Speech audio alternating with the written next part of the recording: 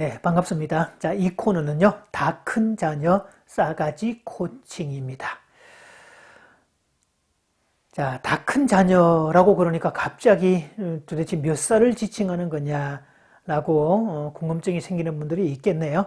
자, 다 큰 자녀의 기준은요, 초등 고학년에서 성인 자녀까지, 심지어 결혼을 해서 자녀를 두고 있는 성인 자녀까지를 다 큰 자녀의 범주에 포함을 시켰습니다.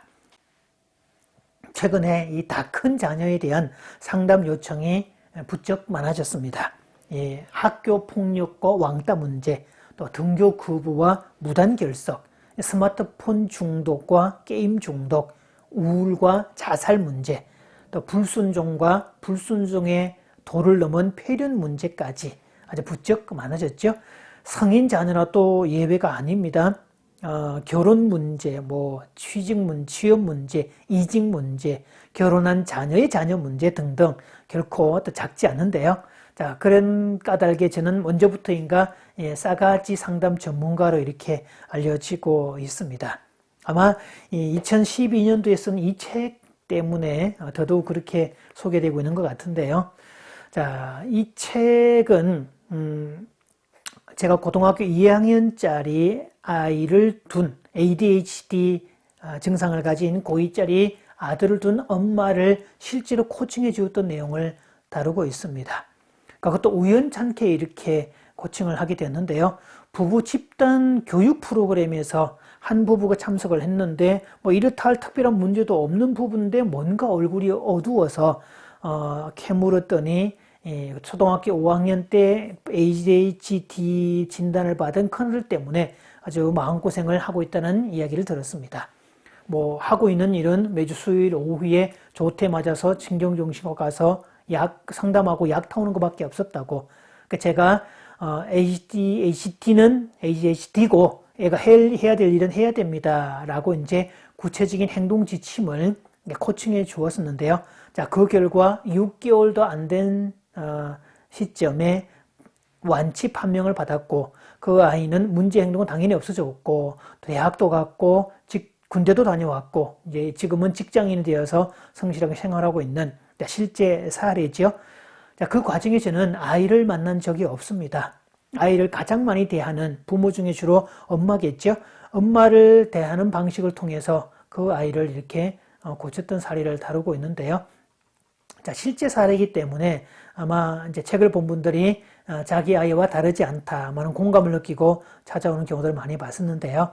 자, 저는 이 책 이후에 상담을 오는 많은 분들을 이렇게 보면서 궁금증이 들었었는데요. 내용은 이런 거였습니다. 자, 그다지 큰 문제가 없는 부모인데 왜 문제 있는 자식이 나올까? 이건 기존의 상담의 패러다임으로서는 설명이 안 되는 부분들이었죠. 자, 그래서 흔히 문제 없는 부모들에게 나타나는 문제 자녀들의 문제. 자, 그런 내용들에 대해서 이제 계속 살펴볼 건데요. 자, 이분들이 와서 저에게 하소연하는 그 증상들을 한번 들어보십시오.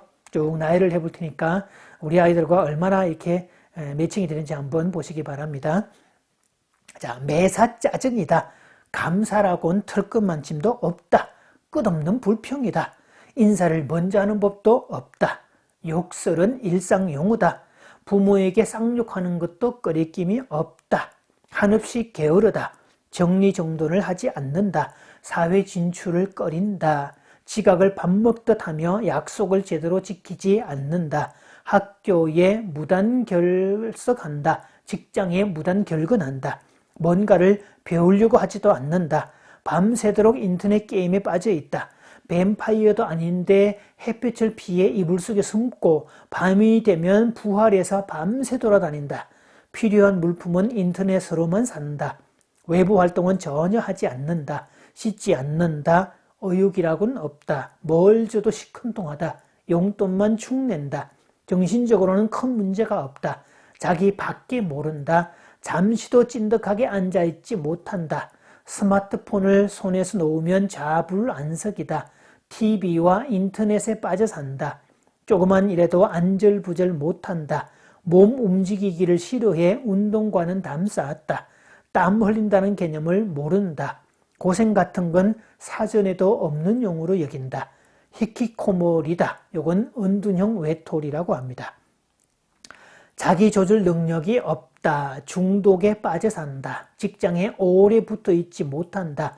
부모를 종처럼 부려먹는다.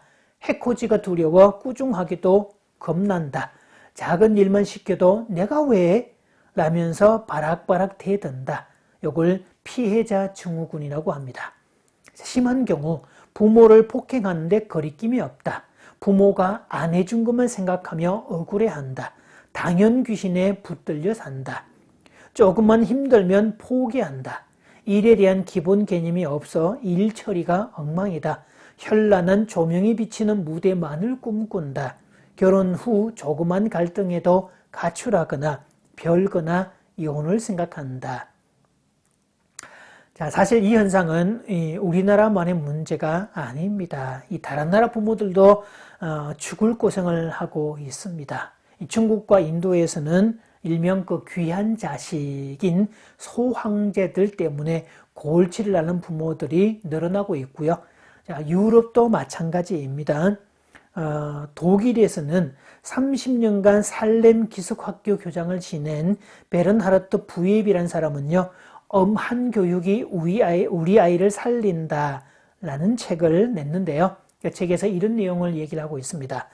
히틀러 정권 이후에 독일의 교육계에는 자유주의 교육이 확산되면서 지금까지 아이들의 인권과 자유를 존중해주는 교육관으로 일관해왔다. 하지만 아이들은 예절을 모르며 부모들은 아이들의 끝없는 요구에 시달리고 있다. 또한 일할 의지가 없는 청년 무직자, 니트족이나 평생 정규 직장을 갖지 않거나 갖지 못하고 살아가는 등 부모의 희생을 당연하게 여기는 신인류가 늘어나고 있다. 엄한 교육을 시켜야 될 자리에 공부만을 가르친 엉뚱한 교육이 문제였다라고 꼬집어 말하고 있습니다. 그러니까 엄한 교육을 시켜야 될 자리에 엄한 교육, 애문 교육을 시켜서 문제였다라는 뜻이죠. 자, 자녀들의 독립심이 강하다고 말하는 유럽에서도 이제 이런 모습이 아주 커지고 있는데요. 자, 그래서 이 복지국가의 모델이고 육아의 천국이라고 말하는 스웨덴에서는 최근에 아이들은 어떻게 권력을 잡았나라는 책이 나왔을 정도입니다. 다비드 에브하르트라는 이 자녀를 6명 둔 정신과 의사의 책인데요. 자, 이런 내용을 말하고 있습니다. 아이들이 권력을 잡은 것은 과도한 아이 중심 교육에 있다.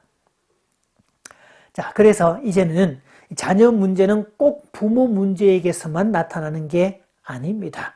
이 다 큰 자녀 문제로 이곳저곳 전전하다가 마지막에 저한테 오신 부모들을 보면요, 이 부모들은 정말 좋은 조건을 다 가지고 있습니다. 자, 이분들은 정말 자식을 위해서라면 아낌없이 주는 나무처럼 항상 준비가 되고 있고 뭐든지 이렇게 해주려고 애쓰는 분들이죠. 자, 그런데 제가 그런 태도가 아이들을 싸가지 없게 만들었고 아이들을 망친 이유가 되었다라고 하면 당황스러워하거나 황당해합니다. 자, 근데 더 놀라는 것은 막상 코칭을 시작하고 난 다음이죠. 자, 보통 한두 달이면 정리가 되고요. 좀 길어도 3개월 내지 6개월이면 부모가 원하는 모습으로 다 정리가 될 뿐 아니라 정말 그 짧은 시간에 해결이 된다는 사실에 놀라게 되죠. 그 싸가지 코칭의 핵심은 부모 자리의 회복입니다. 그러니까 이미 알고 있는 어떤 권위나 훈육이고요. 또 예의와 자기 통제력을 갖게 하는 것으로서 아이를 자기 조절 능력을 가진 어른으로 만드는 작업이기도 하죠. 자, 저는 지금도 코칭 중인데요. 되게 이제 싸가지 코칭을 요청해오는 부모들의 그 호소 내용은 거의 교과서 같은 내용들로 많은데, 심한 경우는 상상을 초월합니다. 아버지에게 이 가운데 손가락을 막 날리는 이 서양식, 미국식 욕을 해대는 아이도 있고요. 또 엄마에게 18, 즉 18 뒤에 이 N자를 붙이는, 대놓고 그렇게 말하는 아들도 있고, 정말 상상을 초월한 일들도 많은데, 자, 어쨌든 그런 자녀라 할지라도 부모가 중심을 잡고 싸가지 코칭을 시작을 하면 자리가 잡힌다는 사실이죠. 자, 도대체 아이들은 왜 그렇게 행동을 하고 또 어떻게 대하는지에 대한 이야기는 앞으로 계속 살펴보겠습니다만, 어쨌든 싸가지 고칭을 하려면 할 말은 하고 고칠 것은 고치고 짚을 것은 짚어야 하고, 그리고 그 주체는 반드시 부모여야 한다는 사실만 먼저 기억하기 바랍니다.